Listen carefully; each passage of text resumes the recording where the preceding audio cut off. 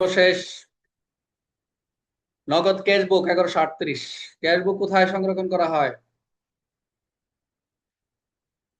বেতন ভাতা দিয়ে কার্যক্রম যে থানায় রেজিস্ট্রেশন ক্যাশ বই, দৈনিক নগদ বই, ডেইলি ক্যাশ বুক, ইউনিফর্ম 215 সংগ্রহিত হয়। এই নিয়ে আমরা একটা প্রশ্ন সাব ইন্সপেক্টর দেখে এসআই পড়া দরকার নাই, জাস্ট ক্যাশ বই এন্ট্রি নিয়ম হলো এটা কি, এটা একটু জেনে নেন যে এটা ক্যাশ বই, এটা সংক্ষিপ্ত ভাবে নগদ বইয়ের মূল উদ্দেশ্য হলো হাতে থাকা নগদ অর্থ হিসাব যাচাই বাছাই করে।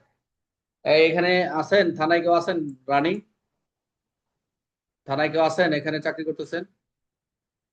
আচ্ছা, যাই। তাহলে আমরা এখানে এই যে নগদ প্রাপ্ত অর্থের যে নগদ হিসাব এখানে এই কেস বইতে এন্ট্রি করে 1138-এ। তবে গেজেটেড কর্মকর্তার বেতন ভাতাতে ভ্রমণ ভাতা সহ প্রদর্শন এখানে প্রয়োজন নাই। এখানে তো গেজেট কর্মকর্তাদের বেতন ও ভাতাতে প্রমাণ সহ এখানে প্রয়োজন নাই বলছে। তবে তিনি এখানে যে যে ব্যালেন্সের যে খাতটা এখানে অধীনে নগদ হাতে থাকা অর্থ, বকেয়া, আউটস্ট্যান্ডিং অ্যাডভান্স বিস্তারিত দেখা যাবে এখানে। এখানে যে টাকাটা পাবে এখানে চেকের যে ক্ষেত্রে চেক নম্বর, চেকের তারিখ এগুলো যারা থানায় খাস করছেন তারা একটু দেখবে, অবশ্যই টাকা টাকা পরিমাণ উল্লেখ করতে হবে। এবং কোন খাতে কত টাকা ব্যয় করছেন কিভাবে এটা স্পষ্ট করে সুন্দর করে লিখতে হয়।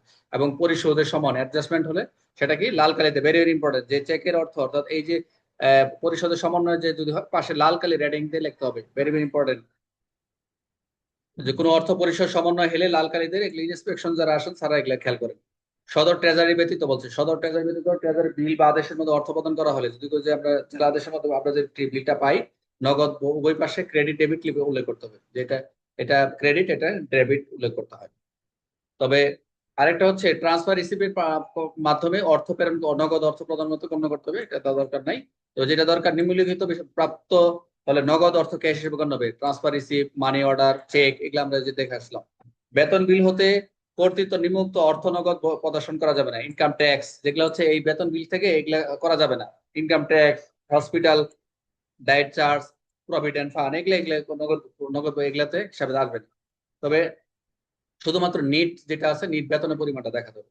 প্রতিদিনে প্রতি নগদ বই থেকে টোটাল করতে হবে, ব্যালেন্স করতে হবে, ক্লোজ করতে হবে। এবং প্রতিটি কলামের ব্যালেন্স পৃথকভাবে নির্ণয় করতে হবে। প্রতিটি পৃষ্ঠার অ্যাকাউন্ট স্বাক্ষর ইনিশিয়াল করবেন। প্রতিটি ব্যালেন্সে অ্যাকাউন্টেন্ট, হেড অফ ক্লার্ক উভয় ইনিশিয়াল করবেন। এবং এটা যাচাই বাছাই কে করবেন, এই ক্যাশ বই উচ্চ পদস্থ ক্যাশ বই কর্মকর্তারা অবশ্যই যখন করবেন এই কেস বুকটা বা এটা আপনার যখন হাজির করবেন বা ইন্সপেকশন আসবেন তারা কি যাচাই বাছাই করবেন কিরকম, কে করবেন, superintendent, SP, additional SP, assistant superintendent, deputy superintendent, এরা ওনারা কি সিনিয়র স্যাররা কি করবেন এটা যাচাই বাছাই করবেন। এবং তারা কি করবে, রিসিভ চেক বই দেখবেন, পে চেক বই দেখবেন, কন্টিনজেন্ট রেজিস্টার দেখবেন, এটার সাথে একসাথে মিলিয়ে প্রতিটি ইনিশিয়াল করবেন যে সবকিছু ঠিক আছে কিনা। এবং তারা নিশ্চিত করবে যে আগের দিনের ব্যালেন্স সঠিকভাবে বহন করা হয়েছে, সঠিক ব্যালেন্স সঠিকভাবে নির্ধারণ করা হয়েছে, নগদ বা ক্যাশ শিট প্রকৃত অর্থের বিদ্যমান আছে, ট্রেজারি বর্ণ উৎস থেকে যে টাকাগুলো পাইছে দীর্ঘদিন হাতে রাখা হচ্ছে না, যে টাকাগুলো ঠিক মতো বিলি হচ্ছে, ঠিক খরচ হচ্ছে এই খাতে। এখন কর্মকর্তা যদি অনুপস্থিত থাকে, সদরকে অনুপস্থিত থাকলে অ্যাসিস্ট্যান্ট ডিএসপি এগুলো হচ্ছে অনুপস্থিত যারা থাকে, অনুপস্থিত যারা থাকে তারা সই করে, এগুলো নিয়ে দরকার নেই। এবং পুনরায় যাচাই বাছাই করবে, ডেইলি ব্যালেন্স হিসাব করবে। Very very important.